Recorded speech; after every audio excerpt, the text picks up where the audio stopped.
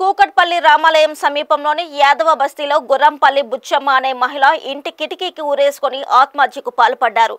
హైడ్రా ఆధ్వర్యంలో స్థానికంగా ఉన్న నల్ల చెరువు పరిధిలో పలు ఇండ్లు షెడ్లను అధికారులు కూల్చివేసిన సంగతి తెలిసిందే.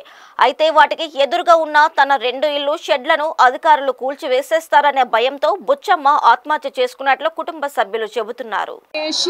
ఆమె మొగోళ్ళ సరిగా పనులు చేసి అన్ని చేసి ఆమె పిల్లలకు రూపాయి కష్టపడి మా మామ ఏ రోజు కూర్చొని తినలే, మొత్తం ఏ రోజు కూర్చొని తినలే, వాళ్ళు కూర్చొని తినలే. ఏ రోజు వాళ్ళ రెక్కల కష్టంతో ముగ్గురు కష్టం, వాళ్ళిద్దరు కష్టం చేసి 3 ఆడపిల్లల పెళ్లిళ్ళు చేసి ఇప్పుడు వాళ్ళ పిల్లలకు ఇల్లులు ఇచ్చే వరకు ఇట్లా తీసేసుకొని నా పిల్లల పరిస్థితి ఏంటి, నా పిల్లలు అది చూసుకొని బతుకుతారు కదా అని అనుకుంటే గవర్నమెంట్ ఇట్లా రేవంత్ రెడ్డి చేసే వరకు ఆమె సూసైడ్ చేసుకుంది. ఆమె అసలు సూసైడ్ చేసుకునే మనిషి కాదు, ఆమె చాలా ధైర్యవంతురాలు. కానీ ఎందుకు చేసుకుందో కూడా మాకు అర్థం అవ్వట్లేదు.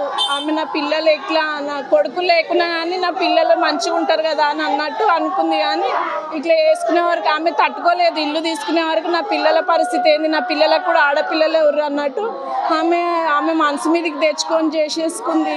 ఈ గవర్నమెంట్కి ఎంత న్యాయం అవుతుందో ఏమో కానీ అర్థం అవ్వట్లేదు నాకు.